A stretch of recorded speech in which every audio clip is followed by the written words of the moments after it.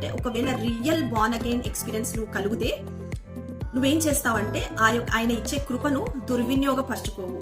ఆ పాపాన్ని చేయడానికి మళ్ళీ వెనక్కి జారవు. మాటి మాటికి వెనక్కి వెళ్ళిపోయి పాపం చేసేసి మళ్ళీ వచ్చి పాపం చేసేసి అలా ఆయన రక్తాన్ని మాటి మాటికి మరి రక్తం ద్వారా కడగడానికి కాదు, కానీ ఇంకా దేవుని యొక్క నేచర్ నీలో డెవలప్ అవ్వడానికి కృప సహాయం చేస్తుంది. దేవుని యొక్క నేచర్ నీలో డెవలప్ కావడానికి ఆ యొక్క కృప, ఆ యొక్క రక్తం, దేవుని యొక్క రక్తం నీకు సహాయం చేస్తుంది. కానీ మరి నువ్వు మళ్ళీ మళ్ళీ పాపం చేస్తున్నావు అని అంటే నీకు రియల్ బార్న్ అగైన్ ఎక్స్పీరియన్స్ ఉందా లేదా నువ్వు తెలుసుకోవాలి. ఫస్ట్ అది నీకు ఆ రియల్ బార్న్ అగైన్ ఎక్స్పీరియన్స్ కలిగిన ఏ వ్యక్తి కూడా ఆ కృపను దుర్వినియోగపరచుకొని కృపను లైసెన్స్ గా తీసుకొని పాపం చేయడు. హల్లెలూయా.